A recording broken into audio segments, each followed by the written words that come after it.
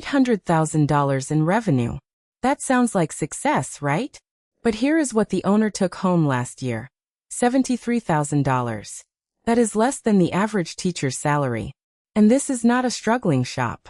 This is a busy shop. Full schedule. Trucks rolling 6 days a week. 3 technicians on payroll. Phone ringing every morning. So what is going wrong? The problem is not the market. It is not the competition. And it is definitely not the workload. The problem is that most HVAC owners are measuring the wrong number. They track revenue. They celebrate big months. They count calls and post schedule screenshots in Facebook groups like scorecards. But revenue is just the top line. It tells you how much money passed through your hands. It does not tell you how much you actually kept. And in the HVAC industry, that gap between what comes in and what stays in is brutal.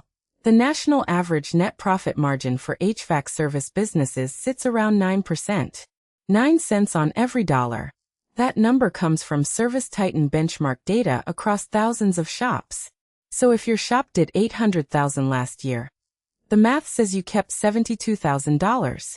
Everything else, labor, parts, overhead, fuel, insurance, warranty callbacks, ate the other $728,000. That is the reality hiding behind your revenue number. Here is where it gets worse. Most HVAC owners do not know their gross profit per job type. They know their average ticket.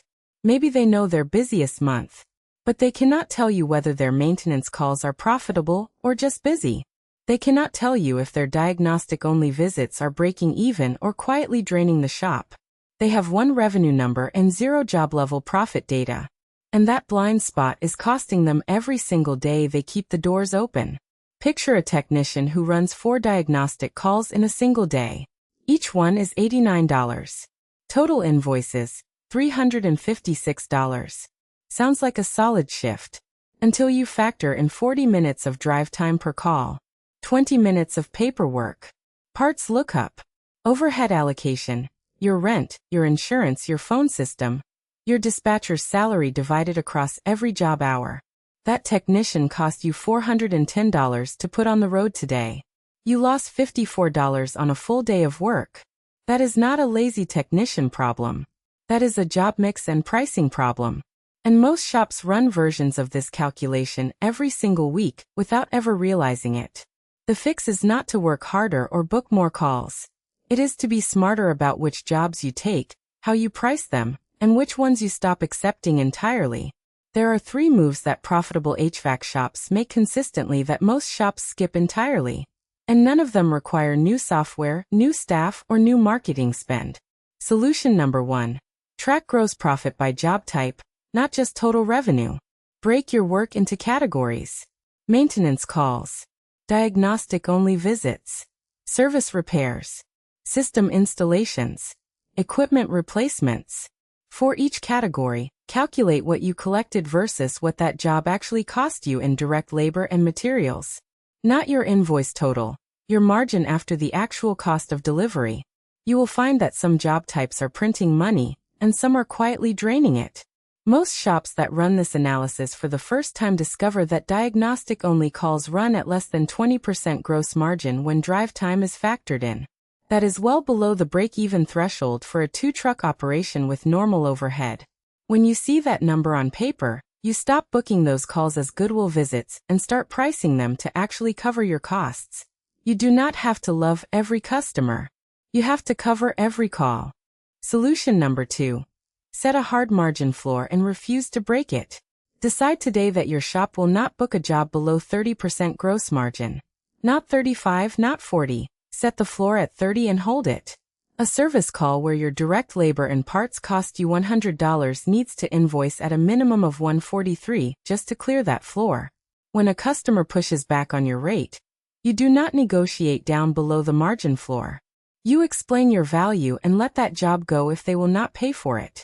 I know that feels painful when the calendar has gaps. But here is the math that makes it less painful. Every job you take below your margin floor is not neutral. It is actually costing you money while tying up your technician's time, your truck's mileage, and your dispatcher's attention. Busy shops that ignore this rule end up exactly where we started. $800,000 in revenue, $73,000 in the bank. The shops with margin floors work fewer jobs and keep more. Solution number 3.